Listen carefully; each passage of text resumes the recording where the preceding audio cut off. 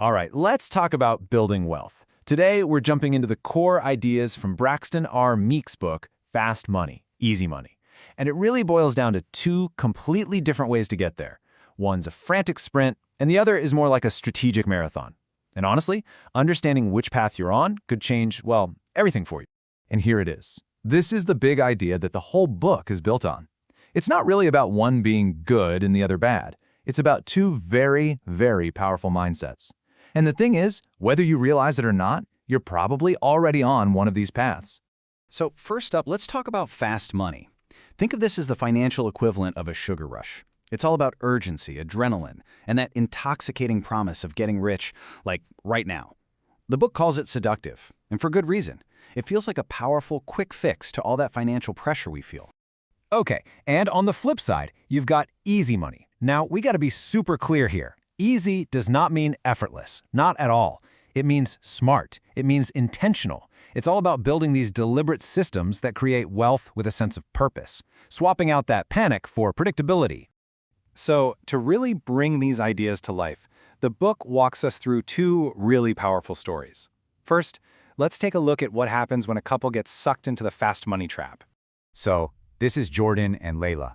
And what's so important to understand about them is that they didn't start this journey out of greed. It wasn't about a thrill. Their motivation was something I think a lot of us can relate to, that feeling of fragility. You know, where you're working your tail off, but you feel like you're just treading water, never really getting ahead. They just wanted a little breathing room. So what did they do? Well, their whole strategy was built around one thing: speed. Side hustles weren't just for extra cash. They were accelerators. They got into flipping things, turning a sharp insight into a quick profit, and as they got more confident, well, they started taking bigger and bigger risks, using debt to basically pour gasoline on the fire and make everything happen faster. And this gets right to the heart of why this path is so addictive. Those early wins, they weren't just about the money. They were emotional. The book uses the word intoxicating to describe how they felt. Suddenly powerful. It was like they'd finally cracked the code, you know? The ultimate proof that they were on the right track. And here's the turn. The money was real. That feeling of power was absolutely real. But moving that fast always comes with a price tag, even if it's hidden. So what was the real cost? This is where the bill comes due. That constant feeling of having to be on 24/7, it led to incredible stress and eventually total burnout. And their income, yeah, sometimes it was huge, but it came in these wild, unpredictable spikes. You can't build a stable life on that. And all that pressure, it just wore their relationship down to a thread. Speed just doesn't leave much room for real communication. So when you put them side by side, the contrast is just stark. One path is this frantic, intoxicating race that ultimately leads to stress. The other is a slow, steady process that leads to something predictable and stable. And that difference brings us to our second story. So now let's look at the alternative. Let's meet Alex and Maya and dive into the easy money system they decided to build instead. This is Alex and Maya, and their starting point, their motivation, was completely different. They weren't running from that feeling of fragility like Jordan and Layla were. They were running towards something: freedom and peace. Their big goal wasn't just to make a bunch of money. It was to own their time and build a life with way less anxiety. And their method? It was so methodical, not manic at all. First, they built systems. They wrote down every single process so it could be repeated, improved, and scaled. Then, they automated everything they possibly could, using tech to literally buy back their own time. After that, they diversified, building multiple streams of income so they weren't relying on just one thing. And the last, most crucial piece of the puzzle, they plowed their profits right back into making those systems stronger, letting compound growth do the heavy lifting for them. And this quote just nails the result of that whole process. The power of their approach isn't loud or flashy. It's quiet, but it's profound.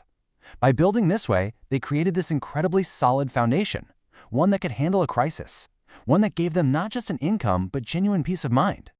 So, we've got these two paths. One is fast and fragile, the other is slow and stable. But what if the real secret isn't choosing one over the other? The book's final section lays out a blueprint for how you can actually combine the best of both worlds. Okay, so this is it. This is the big takeaway. The huge mistake that Jordan and Layla made was thinking that earning the fast money was the finish line. What they figured out way too late is that fast money is incredibly powerful, but only as fuel. It's the rocket fuel you use to build the thing that lasts. It's the engine starter, not the whole car.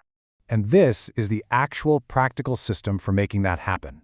It's called the 50-30-20 rule, and it's a non-negotiable plan for every single dollar you make from a fast money win.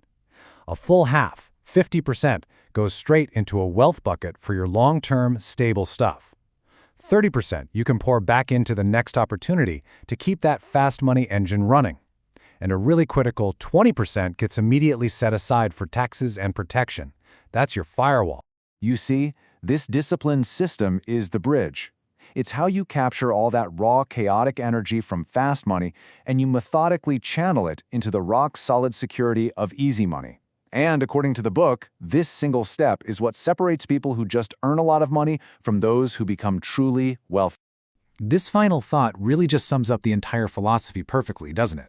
The whole point of a fast money strategy isn't to stay on that hamster wheel forever. The real goal is to use it to build an easy money system that's so effective you just don't need the adrenaline and the risk anymore. So as we wrap this up, the real question is for you. Your money, right now, is telling a story about your future. So, is that story being built on the fleeting rush of speed or on the lasting power of stability? The answer to that changes everything.